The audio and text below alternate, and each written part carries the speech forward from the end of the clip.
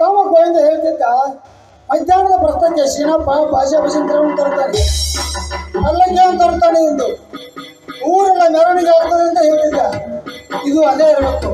ನನ್ನ ತಮ್ಮ ಹೋಚನಲ್ಲ, ಎತ್ತರ ಎತ್ತರ.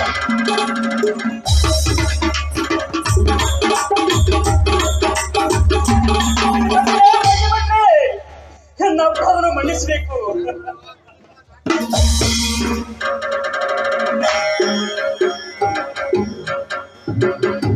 ರಸ್ತೆಗೆ ಕರೆಯದೆ ಅವಮಾನ ಮಾಡಿದೆ.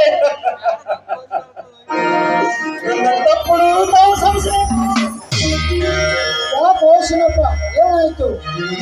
ಯಾರಿಗೂ ತಲೆ ತಗ್ಗಿಸದ ಶ್ರೀಮಂತ ಸ್ವಾಮಿ ಶ್ರೀಮಂತ ಶ್ರೀಮಂತ ಏನಂತ ಹೇಳುವಾಗ ಅಯ್ಯೋಪ್ಪ, ಏನ್ ಹೇಳಿ? ರಸ್ತೆಗೆ ಕರೆಯದೆ ಅವಮಾನ ಮಾಡಿದೆ. ನಮ್ಮ ಮನೆಯನ್ನೇ ಮಾಡ ಪಂಚ ಪಟ್ವಾಳ ಆಚೆ ನಾಲ್ಕಪ್ಪ.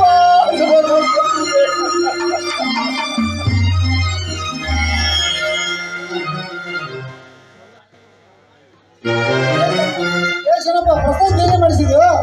ಅಯ್ಯಪ್ಪ, ಏನ್ ಹೇಳ್ರಿ? ದೊಡ್ಡ ಹಂಡೆ ತುಂಬಾ ಹುಗ್ಗಿ ಮಾಡಿಸಿದೆ, ಕೊಳಗಲ್ಲೆ ಪಾಸುಂಡಿ ಮಾಡಿಸಿದೆ, ಎಲ್ಲ ಹೊಳಚಿ ನಾಡ ಕಟ್ಟಿದ್ವು. ಅಯ್ಯಪ್ಪ,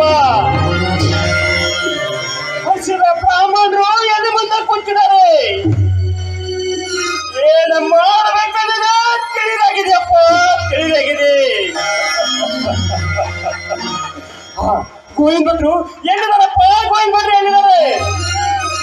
ತಮ್ಮ ಗೋವಿಂದ,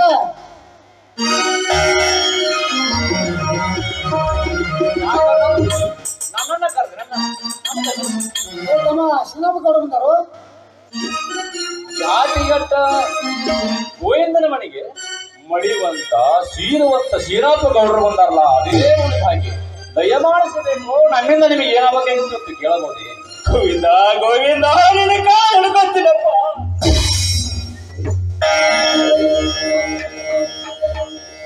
ನಿಮ್ಮ ಮನೆಯಲ್ಲಿ ಮಾಡಿದ ಪಂಚ ಪಕ್ವಾಡ ಹಾಕಿ ನಾನು ಕಟ್ಟಿರುವಪ್ಪ. ನೀನೆ ನಮ್ಮ ಮನೆಗೆ ಬಂದು ಪ್ರಸ್ತಾವ ನೆರವೇರಿಸಿಕೊಡಬೇಕಪ್ಪ. ನಿನ್ನ ಕೈ ಮುಗಿದು ಕೇಳುತ್ತೇನೆ. ಶೀನಪ್ಪ, ನಾವು ನಿಮ್ಮ ಮನೆ ಪ್ರಸ್ತಕ್ಕೆ ಬರುವುದೇ ಇಲ್ಲ. ಹೌದಾ? ನಿನ್ನ ಕಾಲು ಹಿಡ್ಕೊತೀನಪ್ಪ, ನಿನ್ನ ಕಾಲು ಹಿಡ್ಕೊತೀನಿ. ಶೀನಪ್ಪ, ನಾನು ನಿಮ್ಮ ಮನೆಗೆ ಬರುವುದಾದರೆ 3 ಮಹಾಗಣಗಳನ್ನು ಮಾತ್ರ ಪೂರೈಸಿದರೆ ನಾವು ನಿಮ್ಮ ಮನೆ ಪ್ರಸ್ತಕ್ಕೆ ಬರುತ್ತೇವೆ. ಗೋವಿಂದ ಗೋವಿಂದ, ನಿನ್ನ ಮಾಗಣಿ ಏನಪ್ಪ? ಒಂದು ಪಲ್ಲಕ್ಕಿಯಲ್ಲಿ ನಮ್ಮ ಅಣ್ಣನ ಕೂಡಿಸಿಕೊಂಡು ಭಾಜಾ ಭಜಂತ್ರನ್ನು ಹಚ್ಚಿ ಎಲ್ಲ ಮೆರೆಸುತ್ತಾ ನನ್ನ ಮನೆಗೆ ಕರ್ಕೊಂಡು ಗೋವಿಂದ, ಪಲ್ಲಕ್ಕಿ ತಂದನೆ ಕಳಸ ಕಣ್ಣು ಹಿಡಿದು ಮುತ್ತೈದರ ಕಡೆ ಬಂದಿದ್ದಾರೆ, ಬಾಜಾ ಭಜಂತ್ರ ಕೂಡ ಬಂದಿದ್ದಾರೆ. ಬನ್ನಿ ಬಿಟ್ರೆ ನೀವು ಪಲ್ಲಕ್ಕಿ ಒಳಗ ಕುಡ್ರಿ ನಡ್ರಿ. ತಮ್ಮ ನೀನು? ಅಣ್ಣ, ನಾನು ಗುರು ಮಧ್ಯಾಹ್ನ ಬಿಸಿಲಿನಲ್ಲಿ ಬರಿಗಾಲಿದೆ. ಪಲ್ಲಕ್ಕಿ ಹಿಂದೆ ಅಣ್ಣನ ಹಿಂದಿಂದ ನಾನು ನಡೆಯುತ್ತಾ ಬರುತ್ತೇನೆ. ಗೋವಿಂದ, ಎರಡನೇ ಮಗನಿ ಏನು? ಎರಡನೇ ಮಗನಿ ನಾನು ನನ್ನ ಮಗ ಸಿರಿಪುಣ್ಣನ್ನು ಕರೆದುಕೊಂಡು ಬರಬೇಕು. ಅಯ್ಯೋ ಯಪ್ಪ, ನಾನು ಯಾವಾಗ ಆಗಬಾರ್ದು ಬಯಸಿದ್ದು ಅದೇ ಆಗಬೇಕಾ? ಆಗ್ಲಿಪ್ಪ, ಆಗಲಿ. ಮೂರನೇ ಮಗನಿ ಏನು?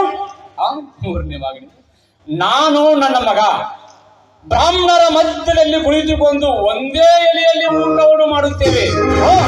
ಇದಕ್ಕೆಲ್ಲ ನೀವೇನಂದ್ರಿ? ಆಗಲಿಪ್ಪ, ಆಗಲಿ. ನೀವು ಹೇಳಿದಾಗ ಆಗಲಿಪ್ಪ. ಸರಿಪ್ಪ.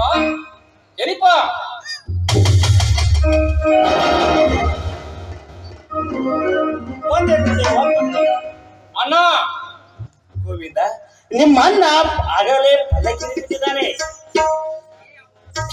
ಬಾಜಿ ಬಂದಿದ್ರೆ ಹೋದ್ರೆ ಬಾಜಿ ಬಂದಿದ್ರೆ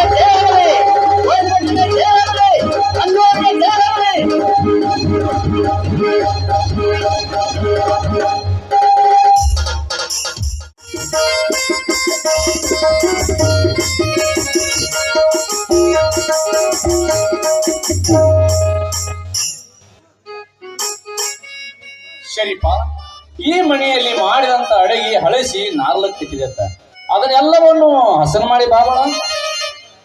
ಗುರುದೇವ, ನಿನ್ನ ಹಳಸಿದನ್ನು ಹಸ ಮಾಡಿ ಬರುತ್ತೇನೆ. ಈ ಇಬ್ಬರು ಪುಣ್ಯಾತ್ಮನ ನೋಡಿದರೆ ಹಸಿದ ಹೊಟ್ಟೆ ತುಂಬಿದಂತಾಗೋದು.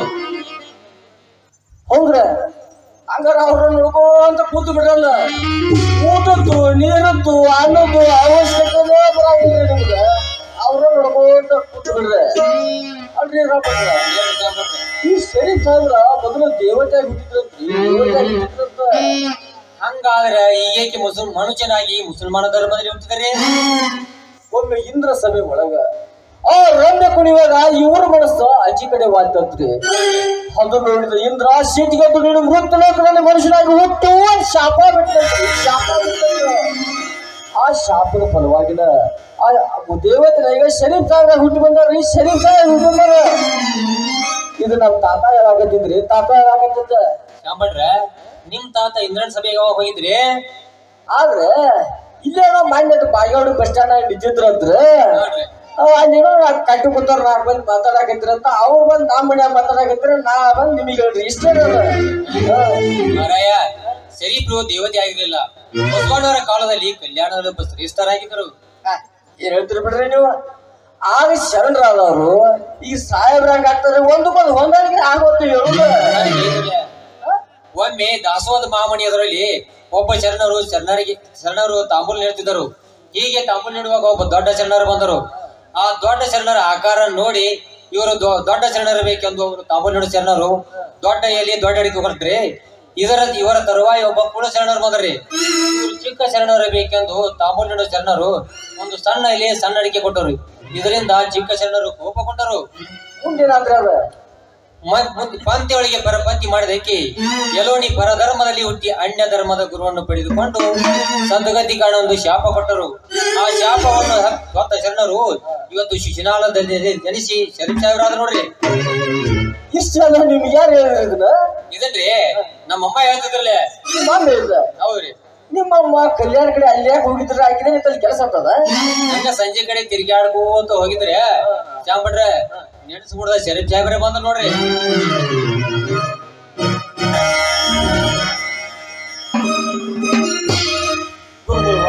ಹಳಸಿದ್ದನ್ನು ಮಾಡಿದ ನಿನ್ನ ಪಾದದ ಎಲ್ಲವನ್ನು ಪವಿತ್ರಗೊಳಿಸಿತ್ತು. ಚಾಂಬಡ್ರೆ, ಇವ್ರು ಏನೇನು ಬೇರೆ ಮಾತಾಡ್ತಿದ್ರಲ್ಲ ಈಗ. ಏನಂದ್ರೆ ಆಗ ಹಳಿಸಿದ್ದ ನೀಗ ಹೆಂಗ ಹಸನ ಆತಂದ್ರೆ ಅವ್ರು ಬಾಯಿ ಬಂದು ಹೇಳ್ತಾರ, ನಾವು ಸುಮ್ ನೋಡ್ಬೇಕು ಅಷ್ಟೇ ರೀ. ಅವ್ರು ಏನಾದ್ರು ಹೇಳಿದ್ರೆ ಹೇಳಕತ್ತೈತಿ ಮಾತಾಡೋರು. ಚಪ್ಪಗಳಿಲ್ಲ, ಹಣ್ಣ ಅಳಸಿರ್ಲಿಲ್ಲ.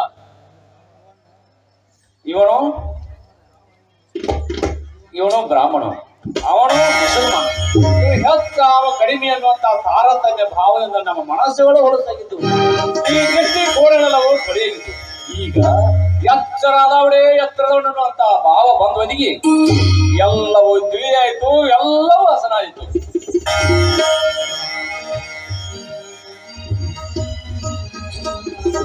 ಬನ್ನಿ ಭಟ್ರೆ, ನಮ್ಮ ಮನೆಗೆ ಬಂದು ನಮ್ಮ ಪ್ರಸ್ತಾವ ನೆರವೇರಿಸಿಕೊಟ್ಟು ನಮ್ಮ ಮನೆ ಮರ್ಯಾದೆ ಉಳಿಸಿದೆವು. ಅದಕ್ಕಾಗಿ ಈ ನನ್ನ ಅಲ್ಪ ಕಾಣಿಕೆಯನ್ನು ತಾವು ತೆಗೆದುಕೊಳ್ಳಬೇಕು.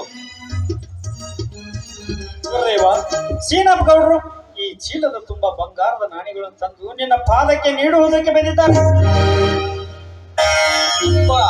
ಇಷ್ಟು ಬಂಗಾರ ನಾಣ್ಯಗಳೇ ಗೋವಿಂದ ಭಟ್ಟರ ಭಾಗ್ಯಕ್ಕೆ ಏನು ಕಡಿಮೆ ನೋಡ್ರಿ ಚಾಂಬಡ್ರೇನ. ಹೌದು ಹೌದ್ರಿ, ನನಗೂ ಚೀನಪ್ಪ ಈ ಬಿಳಿ ತೊಗಲದ ಹಳೆಯದ ಹೆಣ್ಮಗಳು, ಈ ಚಿಂಚಲ ಚತ್ತರ ಹೆಣ್ಣನ್ನು ನಾವು ಎಲ್ಲಿ ಕಾಯ್ಕೋತ ಕೊಡ್ರಪ್ಪ. ಈ ನಮ್ಮ ತೊಗಲದ ಪರಿವೇ ನಮಗಿರುವುದಿಲ್ಲ ಅಂದಾಗ ಈ ಲಕ್ಷ್ಮಿ ನೀನೇ ನಿನಗೆ ಸಾರ್ಥಕವಾಗಿ ತಿಳಿದಂತೆ ಬಳಸ್ಕೊಡಪ್ಪ ಹೋಗಿ. ಈ ಗೋವಿಂದ ಭಟ್ರ, ನೀವು ತಗೋದ್ರೆ ಏನಾದ್ರಿ ನಮ್ಗಾರ ಕೊಡ್ರ ಬಂಗಾರ ನಾಳಿ ಚೀಲಣ. ಇಲ್ಲೇ ಬಾಯಿಗೆ ಹೊಡ್ಯಾಗ ಒಂದು ಒಟ್ಟಿನ 10 ಎಕರೆ ಹೊಲ ಹಿಡ್ಕೊಂಡು ಯಾವ್ದಾರ ಒಂದು ಗುಡಿ ಪೂಜಾರಿಕೆ ಮಾಡ್ಕೊಂಡು ಆರಾಮ್ ನಿಮ್ ಹೆಸರು ಹೇಳ್ಕೊಂಡು ಇರ್ತೀರಿ. ನೀವು ತಗೋದ್ರೆ ನಮ್ಗಾರ ಕೊಡ್ರಿ ಪುಣ್ಯ. ಚಾಂಬಡ್ರ, ನಿಮ್ಕಿಂತ ನಮ್ದೇನ್ ಕಡಿಮೆ ಐತೆ ಅಂದ್ರೆ ನಿಮ್ಕಿಂತ ನಾವ್ ಹೆಚ್ಚ ಇದೀವ್ರಿ. ಗೋವಿಂದ ಭಟ್ರ, ಆ ಬಂಗಾರ ತುಂಬಿದ ಚೀಲ ನೀವು ಅಲ್ಲಿ ಅಂದ್ರೆ ನಮಗ್ ಕೊಡ್ರಿ. ನಿಮ್ ಹೆಸರು ಹೇಳಿ ಇಲ್ಲೇ 4 ಎಕರೆ ಹೊಲ ಹಿಡ್ಕೊಂಡು ಆರಾಮ್ ಮನೆ ಹಾಕೊಂಡು ಇಲ್ಲೇ ಇರ್ತೀವಿ ನೋಡ್ರಿ ನಾವು. ಹೊಲ ಹಿಡ್ಕೋತಿರೋ ಮನಿ ಹಿಡ್ಕೋತಿರೋ ಇದ್ದ ವಿರುದ್ಧ ಮಾಡ್ತಾರ ಮೊದಲು ಕೇಳ್ಬೇಕಾಗಿದ್ರ ಸಾಪುಗಳಿರ ಅದು ಸಲ್ಲ ತಕ್ಕದ್ದು ಸೀನಪ್ಪ ಗೌಡ್ರಿಗೆ. ಎಲ್ಲಾರು ಸೇರಿ ಊಟ ಮಾಡೋ ಬರ್ರಿ. ಬಾಯಿಗೆ ಒಂದು ಕೈ ಬರ್ಲಿ ಬಿಡ್ರಿ ಶ್ಯಾಮ್ ಭಟ್ರೆ ಬರ್ರಿ ಹಸು ಆತ್ ಬರ್ರಿ.